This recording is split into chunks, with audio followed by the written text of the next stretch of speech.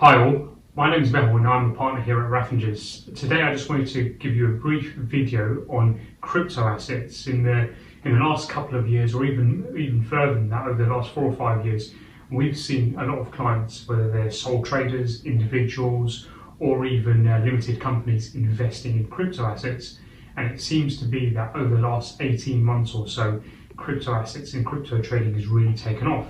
Now, whilst this has been really good for the individuals involved, and some of them we have seen have made some good money on crypto asset trading, what a lot of our clients haven't necessarily thought about is the tax implications that come with trading crypto assets. Now, HMRC have been putting out some guidance on what we should be doing when advising clients on crypto asset trading. Now, first thing to bear in mind is that HMRC does not consider crypto assets to be money or currency. So a lot of clients that do come and see us, they seem to think that crypto assets are some sort of money or currency and that they're not applicable for tax, which is completely wrong. The way you need to look at it is that crypto assets are like any other type of assets. See it as holding a share portfolio, for example, if you trade shares. Now, any individual or company that trades in crypto assets will need to pay capital gains tax. So you're making some profits from when you're buying and selling your crypto assets, and you pay tax on those profits. Now, capital gains can be made in many different ways when trading crypto assets. You could do it as simply as just buying and selling crypto assets such as Bitcoin or Ethereum, where you just buy some assets and then Bitcoin or Ethereum and you sell them on for a set price. And calculating your gain and your tax on that is relatively simple. But what we've seen a common trend recently is where people are swapping crypto assets for another crypto asset. So you might swap your Bitcoin for some Ethereum, and ultimately calculating your capital gain can get quite complicated in that scenario. So it's worth just speaking to us and finding out exactly what it is that you need to do to calculate that capital gain.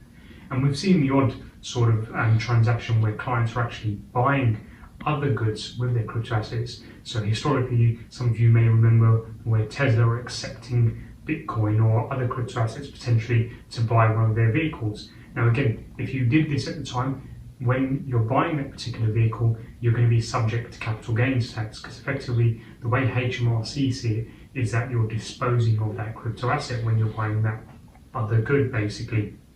Now, like I said, this is seen as a disposal for UK capital gains tax purposes. Now, it's worth bearing in mind that for individuals and companies, this will be different, just like with any other type of asset. So if you're an individual, you get an annual exemption of 12,300, and that's for the 21-22 tax year. And you'll probably end up paying 10 or 20% tax on your capital gain. Again, that all depends on your other income and what tax bracket you're in. Now, if you're a company, you're taxed on your capital gains at 19%. So again, it's just worth bearing in mind under which legal entity you're investing into your assets and where you're buying and selling those.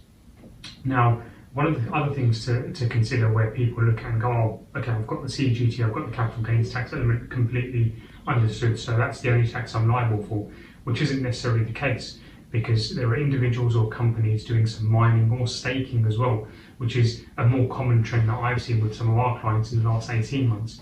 Now, that can potentially be liable for income tax, so a completely separate tax to look out for. And finally, it's worth noting that crypto assets also form part of an inheritance tax estate. So you can't escape inheritance tax when you've got crypto assets as part of that estate. So again, worth speaking to us to do some planning around that. So what I'll end with is the main point to take away from today is that your crypto asset portfolio, your crypto wallet, you must see it as just like any other asset portfolio. For example, if you hold shares, you're going to have capital gains, income tax, and potentially inheritance tax. So one of the most important things to do is, if you're in this position and you're unsure, is just to speak to us, and you can find our details on the website or just straight after this short video. Contact us and we can take you through potential tax planning and any potential tax liabilities that you may have from buying, selling and trading crypto assets.